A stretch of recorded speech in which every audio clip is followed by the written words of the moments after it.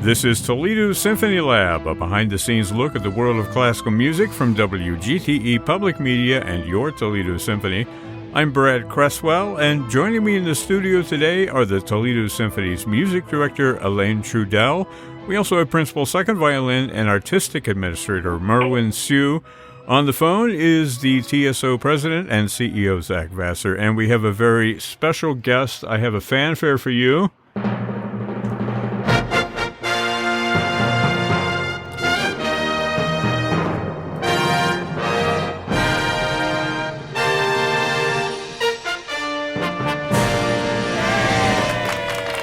I spend a lot of time putting these fanfares together. I'm actually going to introduce you via your Twitter profile. This is concert pianist, conductor, professor, NFTs, food and wine aficionado, cigars, bon vivant.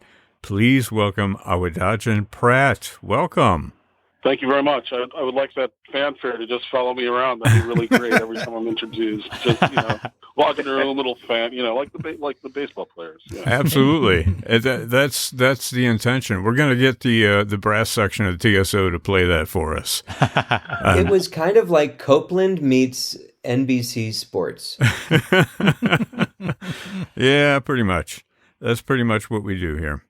So we are talking about a concert. It's happening this Friday and Saturday evening, 8 o'clock p.m. at the Toledo Museum of Art, Peristyle. Alain is conducting. Awadagin Pratt is the piano soloist for a brand new piece by Jessie Montgomery, and we're going to talk about that, as well as the other two pieces, the symphonies that are on the program, the Symphony No. 5 of Ludwig van Beethoven, which we all know and love, and the famous Unfinished Symphony by Franz Schubert. But before we get to any of that, let's talk with you, Awadagin, and let's get your story. I've got a little music here to sort of set the scene. Tell us a story of how you got interested in the piano and the violin and conducting and all of that, how you got to where you are now. Let me, actually, you have a choice. Do you want kind of peaceful music in the background, or do you want more energetic music in the background? Let's just go with peaceful, I think. Okay. Oh, well, maybe not that.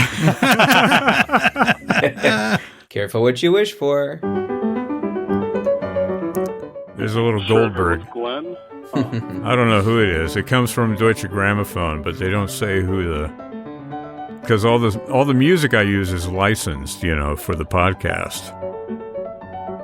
Okay, let's hear Awadagin Pratt's story. Go ahead.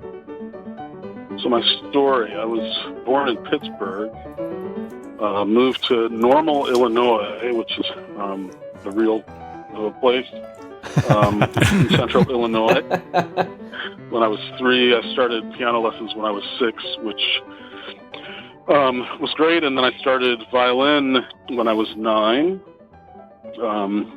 After graduating from Normal Community High School, I started my studies at University of Illinois. I was actually a violin major at Illinois and took piano with a grad student. Eventually, I studied with some of the piano faculty there, and then I transferred to Peabody Conservatory. And at Peabody, I ended up with degrees, undergraduate degrees in violin and piano, and a graduate diploma in conducting. And my career started in 1992. I won the Naumburg International Piano Competition in New York. And here we are 30 years and a few months later. That's the abridged story of Awadagin. Well, as a violinist, who had very little aptitude for the piano whatsoever, I'm intrigued. There must have been kind of a moment where the two instruments were kind of hanging in the balance, and what made you step away a little bit more from the violin and more towards the piano? Yeah, at the time, I came to Peabody. I was a pretty good violinist. Because I'd been a violin major the whole time, and I just actually come from Meadowmount School for Strings in upstate New York that summer, like a violin boot camp. But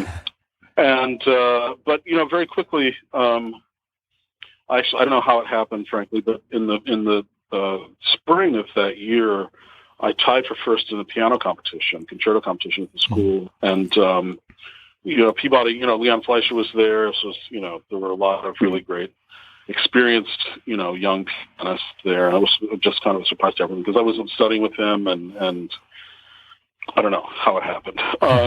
And then, very quickly for me, at least, I never had, I don't know how it is with you, but up bow spiccato was a problem for me. There were all these, I wanted to play Beethoven and Brahms, and I didn't want to play Wieniawski and Paganini. It seemed like you had to be able to play some to start having a way in the violin world, and I just sort of refused to do it. So my energies after I graduated with my undergraduate diploma was actually in a string quartet with some friends and did that for about one semester, but I couldn't carry on anymore.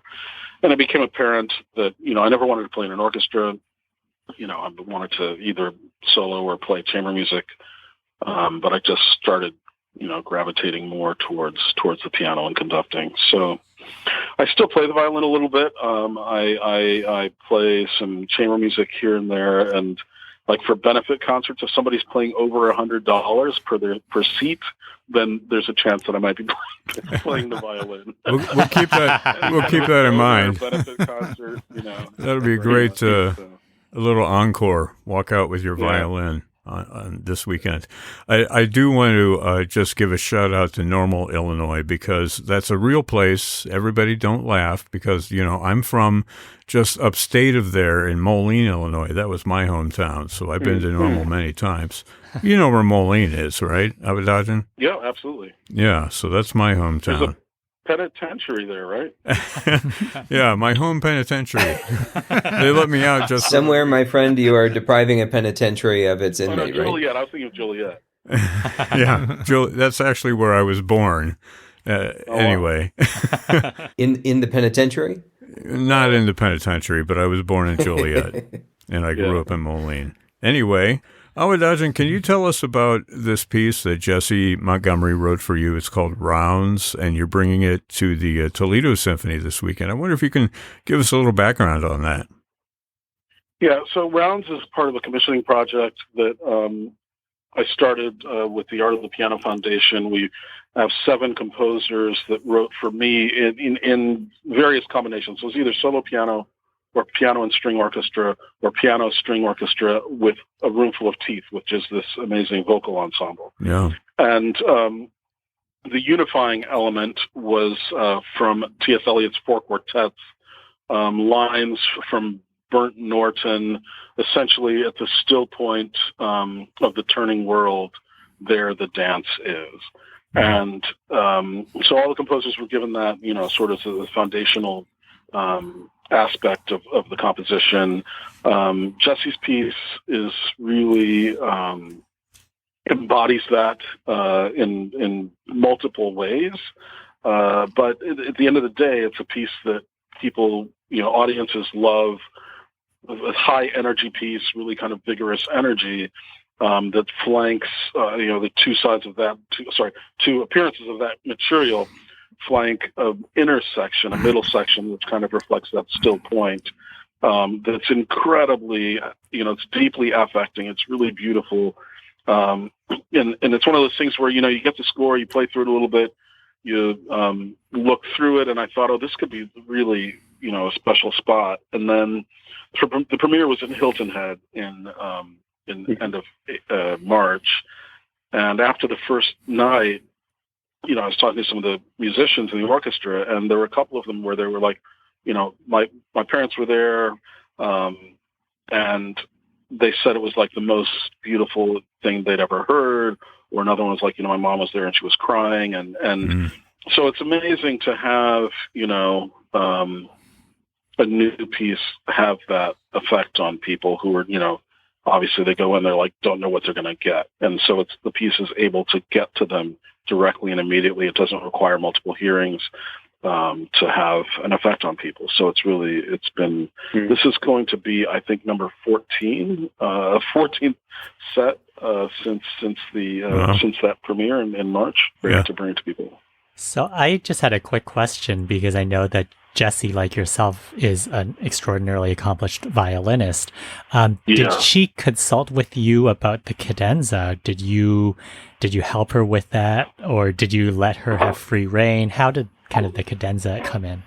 So she was working on the cadenza when the rest of the score was submitted, and I have a practice of improvising in my recitals and things like this.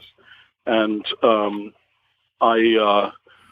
as she was working on it, I said, I sent ideas. I sent her like a sound file of what I had been working on in terms of the cadenza. She's like, that sounds good. And then about 2 days later, I sent another file of like other things I had, and she's like, that sounds good too. And she was at that point, just why don't you take it over? And so the cadenza is mine. It's, I would say in performances that it's between, depending on the night, 10 to 30% improvised. And there's some, it's had a few different kind of evolutions in terms of what are the ideas and materials that I from the piece that I manipulate. But it seems like it's also nice, it's not a weak link in the piece. I'll put it that way. I'm not a composer, so there's always that like, oh my God, what is he doing? But it seems to work out pretty well. Well, I mean, that kind of gets back to the original idea of a cadenza in the first place, that it changes a little bit and is modeled after, where you're presenting it, who you're presenting it for. That's correct. Yeah. Now, Jessie, was this her first piano piece that she's written? Yes. Her first, she wrote a piece for, I think it was originally clarinet and piano, but this was her first piano solo piece. There were a few things that, once I had the score that we adjusted just in terms of what register things were in for what kinds of colors she was looking for. But generally, it's good writing for the piano. Wonderful. I know that you have to go fairly soon. I'm sorry about that. That's all right. I just want to ask you a couple of quick questions on the way out the door here. I mentioned your Twitter profile earlier, and a burning question here. What does it mean when it says NFT? NFTs? Oh, I've been non-fungible tokens. So I've been playing around before this sort of NFT market kind of crashed a little bit. I was playing around with an idea of releasing a couple of things, working with a couple of different artists, because it seems at the moment so arts-centric. But that's the artist that I really want to work with is occupied with some other stuff right now. He's actually my nephew, Emmanuel Pratt Clark. He's got some beautiful things out there. Just a little plug for him. But so eventually he and I will collaborate on something. Yeah, nice. You can do an album of all encores that are only on that particular digital file. That is sort of along the lines of what's being conceived. Nice. Nice. You heard it here first. You heard it. Yeah, we heard it here first. Yeah. Awadagin Pratt is appearing this weekend at the Peristyle. It's November 4th and 5th at 8 o'clock p.m. Performing music of Jessie Montgomery, rounds for piano and string orchestra. Alain Trudel conducts, also music of Franz Schubert and Beethoven. Awadagin, I know you have to run, but thank you so much for taking a little time and saying hi to our listeners and giving us a little backstage pass. Looking forward to being back in Toledo again. I've always had a great time there and working with the orchestra, and very much looking forward to it. Thanks very much. Looking forward. So that was really nice to have Awadagin Pratt talking to us a little bit about his appearance here at the Toledo Symphony and the fact that he's been here before. And Zach, I know that you're a fan as well. Have you interacted with him in the past? I was 15 years old when I saw Awadagin Pratt play for the first time. And it was the Emperor Concerto with the Toledo Symphony and Andrew Massey. And there was something about the performance, I can't remember the circumstance, but I believe he either didn't have a rehearsal with the orchestra or he didn't have a full rehearsal. There was something, I think he had a family emergency come up, but he still made it for the concert. And I just remember sitting in the Peristyle and listening to that gorgeous aching slow movement in the Emperor Concerto, and realizing how much I appreciated the artistic experience that he could come into town with little to no rehearsal and just fire off this wonderful concerto. And it was dazzling and magical. It was kind of one of those magic fairy dust moments in the Peristyle for me. And I did have the chance to meet him after the concert, and I confessed that I didn't care for the Brahms intermezzos. And I think that was the wrong thing to say. But I do remember getting a copy of his album, which was probably brand new at the time, The Long Way from Normal on EMI. And it finishes with that Bach-Busoni Chacon transcription. And gosh, for a 15-year-old music nerd, I go right back to my old bedroom on Kenwood Boulevard, listening to that over and over and over again. But I just love that later in my career, in his career, I can come back together with him at the Peristyle. This is the first time you've worked with him, right, Alain? Yes. Very, very impressed, and I think there's going to be some good music at that concert. Yeah, absolutely. I had some other things I wanted to ask him about, but he had to go. This is a guy who's played for a couple of different White House administrations. Mm-hmm. He's been on Sesame Street. He's done a lot of cool stuff. And we might mention, he has a great fashion sense. You're not going to see him in a tux and a jacket. You're not going to see him even on a normal piano bench, I guess. He plays like on a little stool so he can have the piano at face level. But the important thing to remember, though, is that the music is still world class. Because sometimes people have all these other interests and all these other things, and people tend to forget that, to get this far into this business, it's it doesn't matter how you dress. Like you have some pianists, like some women who dress like with very short skirts, things like that. But if they play like crazy, it's like that's what you're supposed to focus on. And it's like you go like, wow, you've really earned this. No, we don't care about the music. We want to know why he uses that stumpy stool, right? Well, it's kind of like Glenn Gould did the same thing. And, I think when he was first doing that in the 90s, it probably looked like a throwback to Glenn Gould. But, there is something to be said for being lower to the keyboard. And he certainly makes great effect of it, even now, all these years later.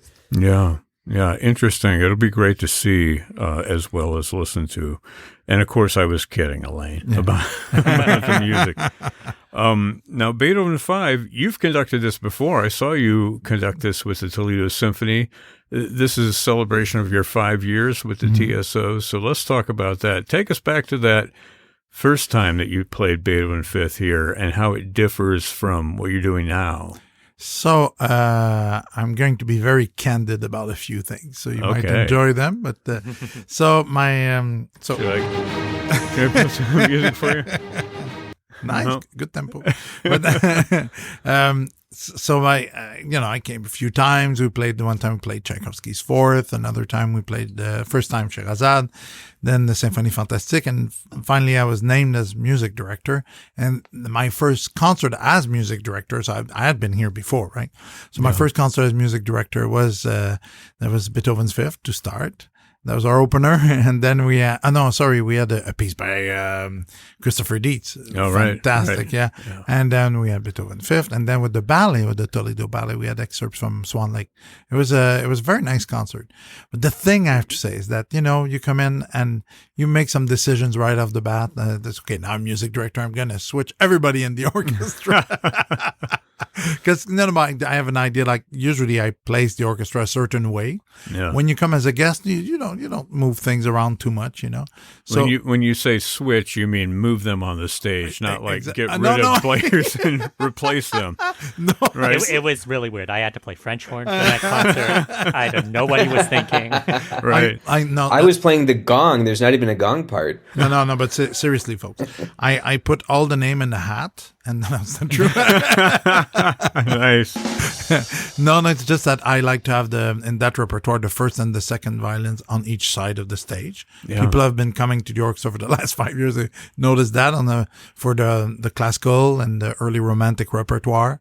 So, it goes quite a bit into the romantic repertoire as well. So first switch, the first change, Merwin had a big one to do. He had to go on the other side of the stage. And I put the basses in the back of the orchestra, which they really didn't like.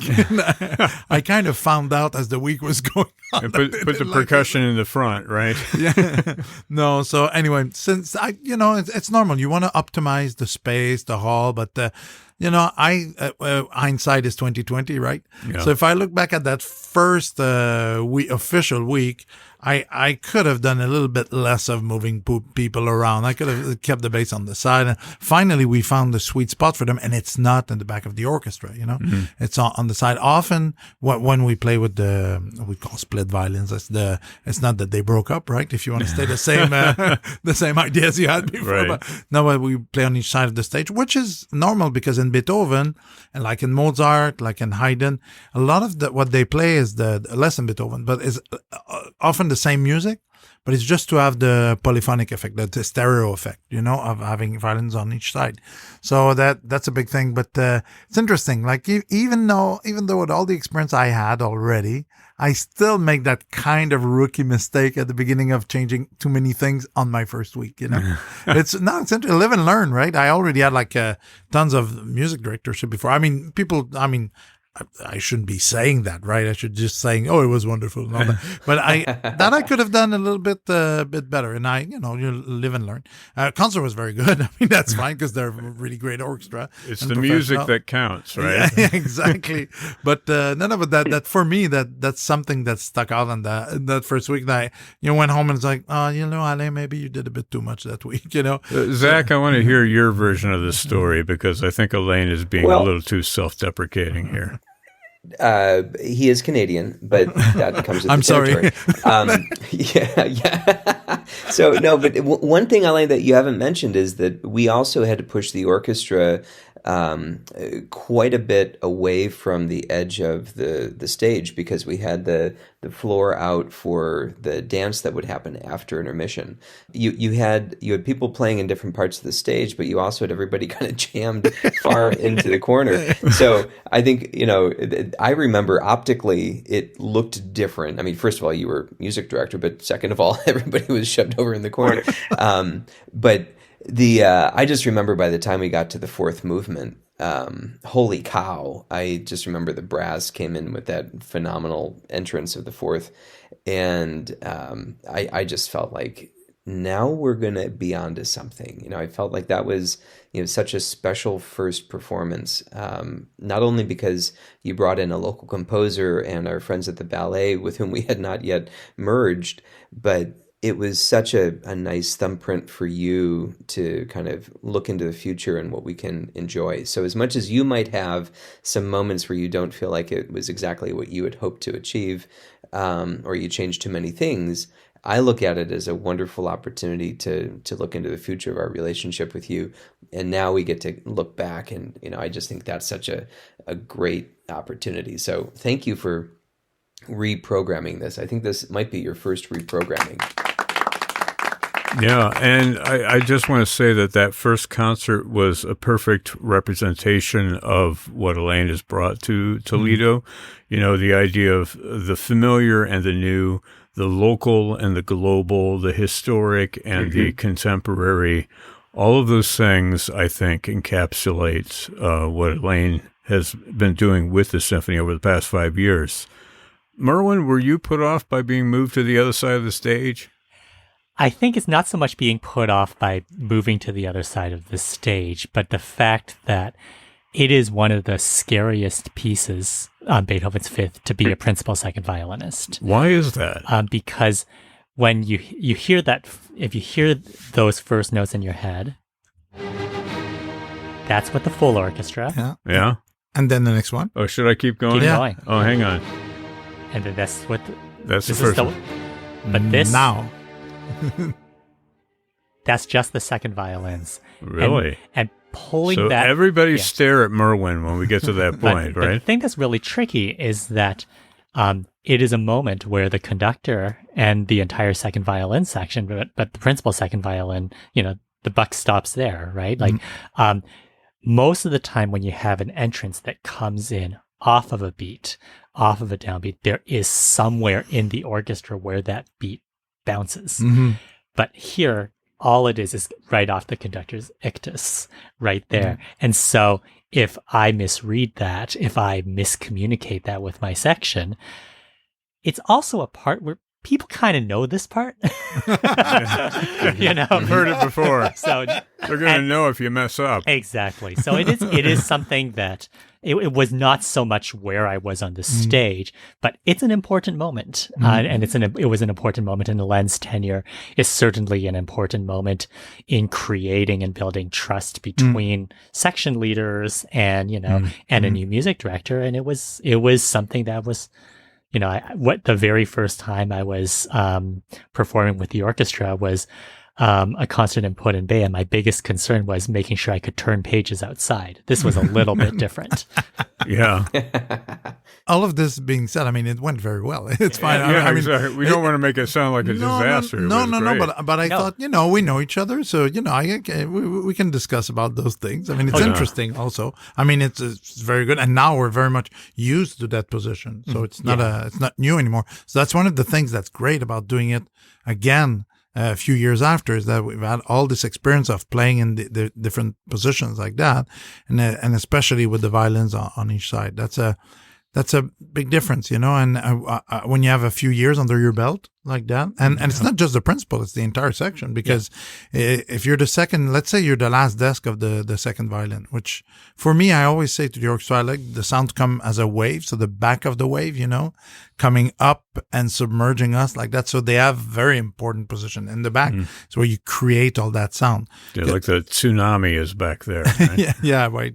Something like that. But that's for them. If they're sitting next to each other, you're maybe 3 feet next to somebody. If you're sitting over there, you're half a football field from the last one of the first violins. Wow. So it's challenging in that way. Yeah. More what the composer intended, but also a significantly greater challenge for those players, for sure. Absolutely. So, Zach, you want to jump in? Well, it's just interesting to think about it because, we think about Beethoven being deaf, having, or at least when he wrote the Fifth Symphony, certainly hearing challenges. He sets this up to be a very complicated execution.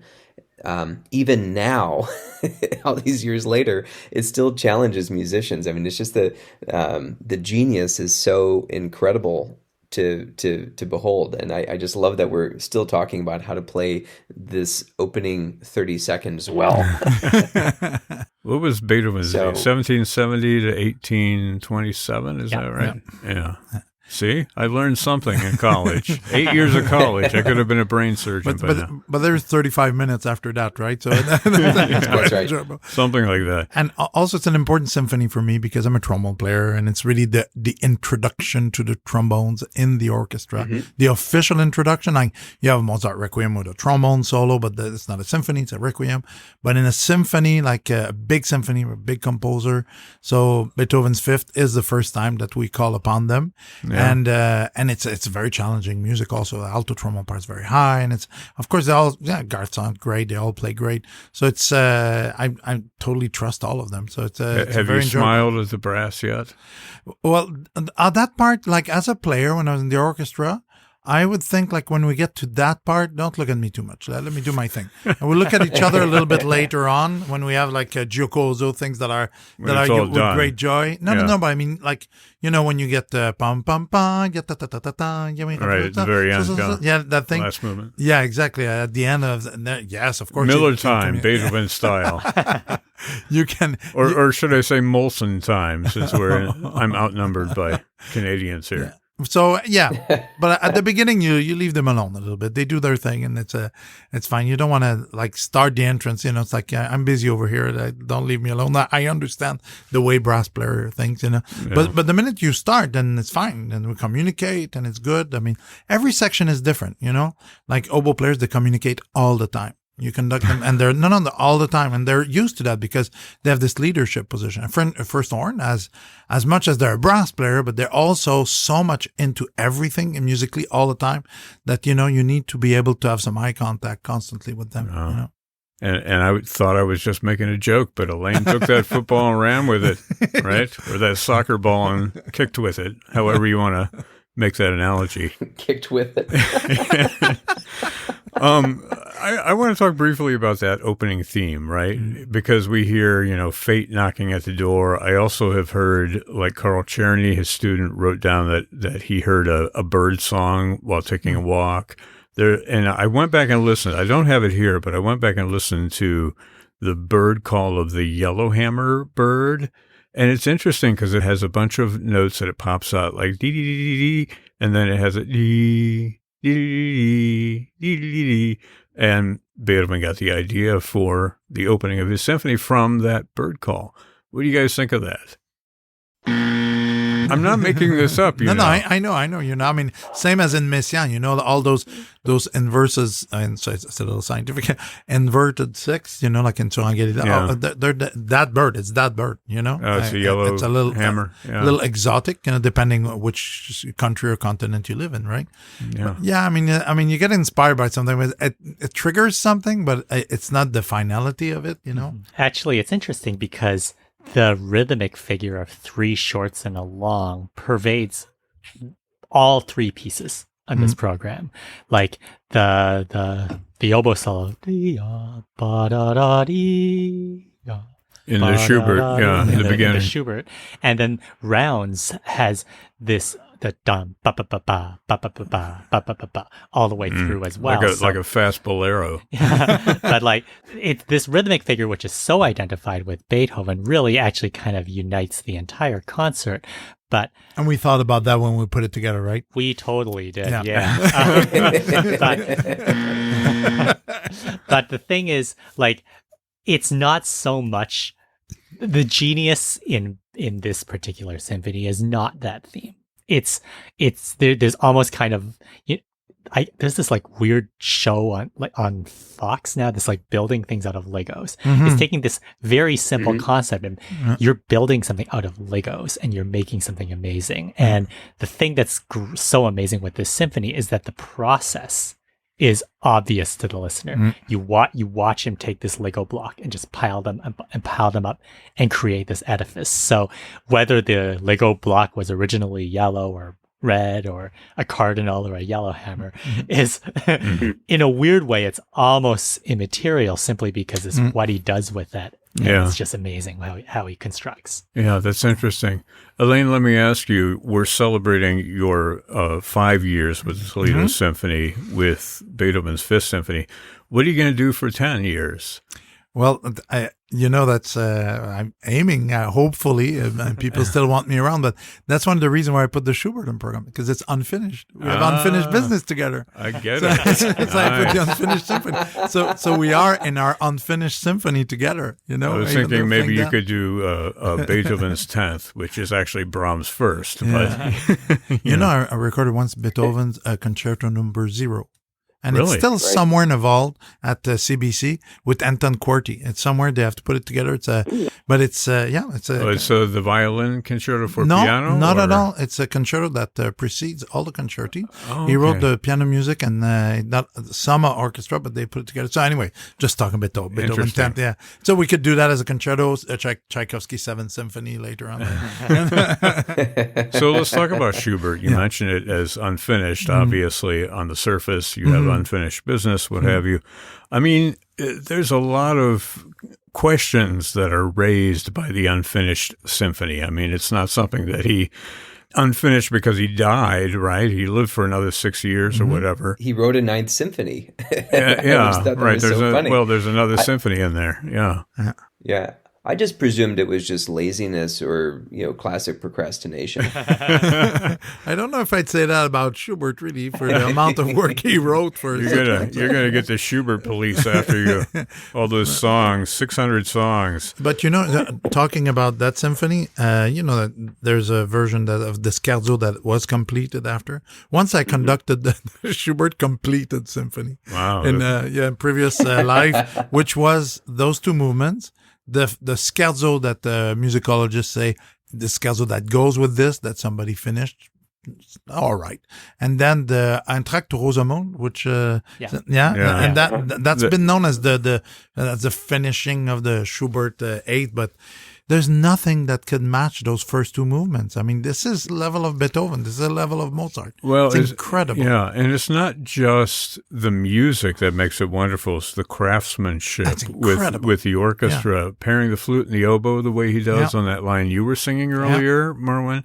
That's like a do not do when you're studying orchestration. Yet Schubert made it work perfectly and makes perfect sense. And after that, who came back with that and then a bit more expand on that Mahler. Yeah. And ring the bell. None of it came back on that. Very inspiring to him. I mean, this is a sound, it's haunting. Huh? When you hear fa, si, la, si, do, fa, when you hear that, whoa, it's haunting. And the reason it's haunting is because of that pairing that you just mentioned. Then it comes back and it's oboe and clarinet. Right. It's like, okay. So it's getting a little bit more human, a little bit fatter, a little bit in the sound. And then the chords are more accomplished chords. I mean, this is a work, incredible. One of my favorite pieces of music. I mean, it's celebrating my 50s. I want to indulge a little bit here and there. But this, I thought, it's first of all, great pairing, Beethoven and Schubert. Schubert, who thought so highly, he was Beethoven's Canadian.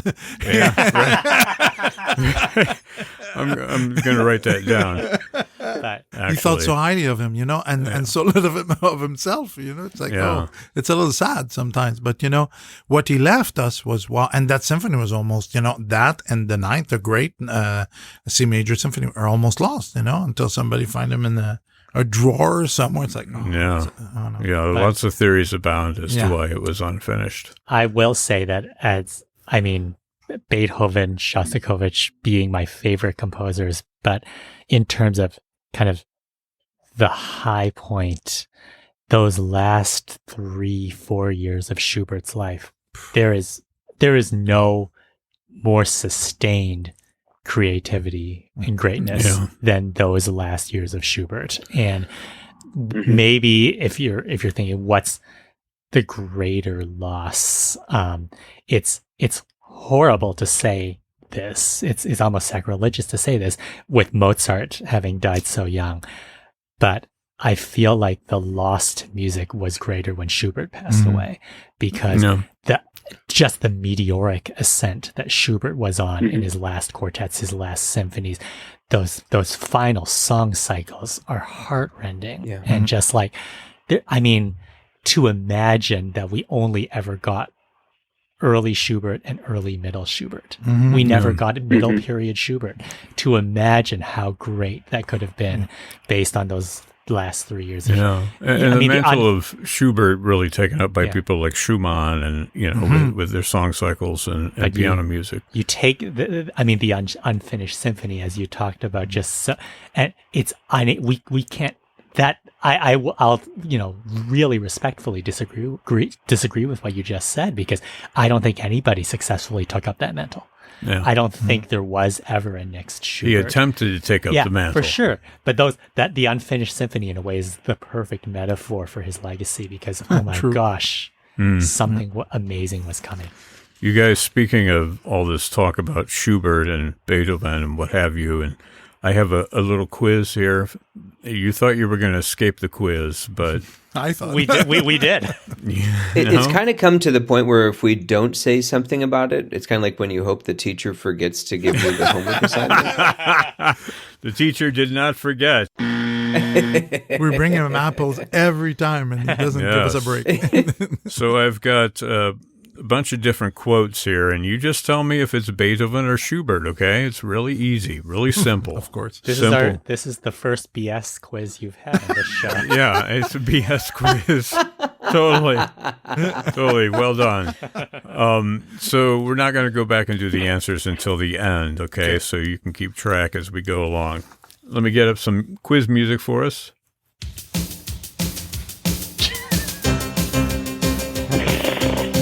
Everybody ready? Mm-hmm. Okay. Here we go. The first quote is, "Nothing is more intolerable than having to admit to yourself your own errors." Second quote, "Beethoven can write music, thank God, but he can do nothing else on earth." Third quote, "I am in the world only for the purpose of composing." Fourth quote, "Whenever I tried to sing of love, it turned to pain. And again, when I tried to sing of pain, it turned to love." Next one is, "Happy is the man who finds a true friend, and far happier is he who finds that true friend in his wife." And I'll give you one more before we take a break here. "Only the pure in heart can make a good soup." Yes, the BS cookbook, right? Okay, so let me bring the music back down. And now, was this easy or not easy for you? Honestly, I think I only know for sure one of them. Really? Yeah. What do you say, Alain? I'm saying one or two. Yeah. Zach, you got them all? Of course. Okay. All right, let's go back and I'll tell you what they were. "Nothing is more intolerable than having to admit to yourself your own errors." That was Beethoven. Yay. Everybody get Beethoven? Yay. I did not. Okay, Merwin. Wow, you didn't get it. Wow. "Beethoven can write music, thank God, but he can do nothing on earth. Nothing else on earth." That was Beethoven. Yes. That was Beethoven, writing about himself in the third person. Okay. "I am in the world only for the purpose of composing." Schubert. That was Schubert. Wow. Elaine's going to clean up here. "Whenever I tried to sing of love, it turned to pain. And again, when I tried to sing of pain, it turned to love." That was the only one I was sure of. It's Schubert. Yeah, that's Schubert, definitely. Did you get that, Zach? I did. So I'm 2 for 4. "Happy is the man who finds a true friend, and far happier is he who finds that true friend in his wife."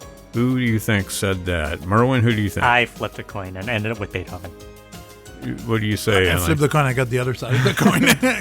I'm Schubert over here. The answer is Schubert. Oh, yeah. Yeah.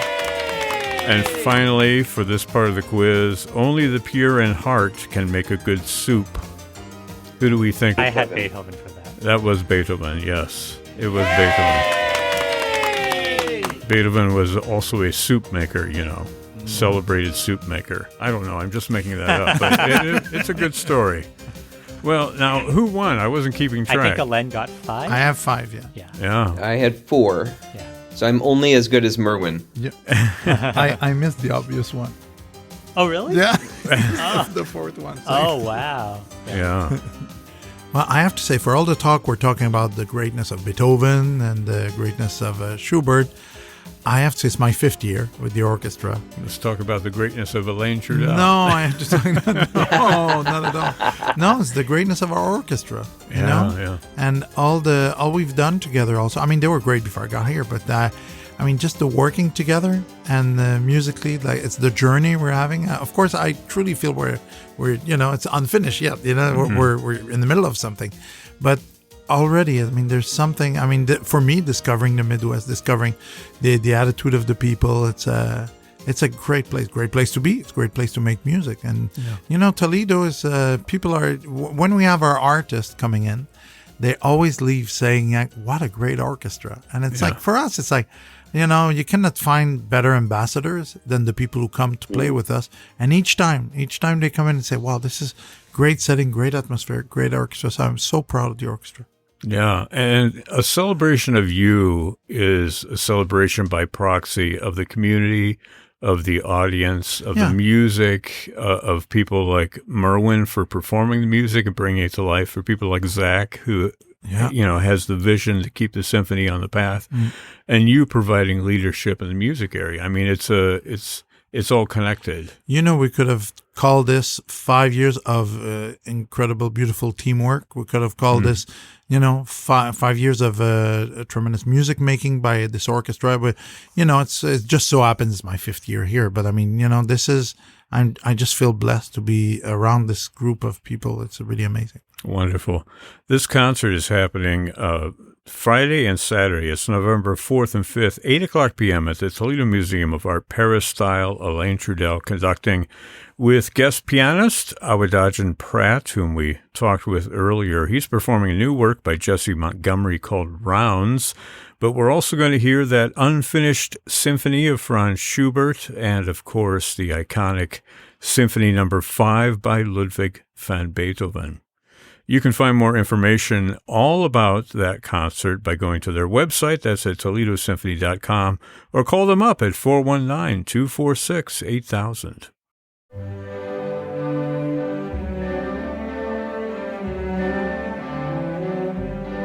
This program is a production of WGTE Public Media in collaboration with our sponsor, the Toledo Symphony. You can download episodes of this program as a podcast by going to our website at wgte.org/lab. You can also subscribe to us through your podcast app of choice, including Apple, Google, and Spotify podcasts. Don't forget to check out all the upcoming events at the Symphony by visiting their website at toledosymphony.com and their various social media outlets on Facebook, Instagram, and Twitter. You can find the TSO streaming platform online at stream.artstoledo.com. My thanks to Alain Trudel, Zach Vassar, Merwin Siu, and our special guest, Awadagin Pratt. I'm Brad Cresswell. You've been listening to Toledo Symphony Lab from FM 91.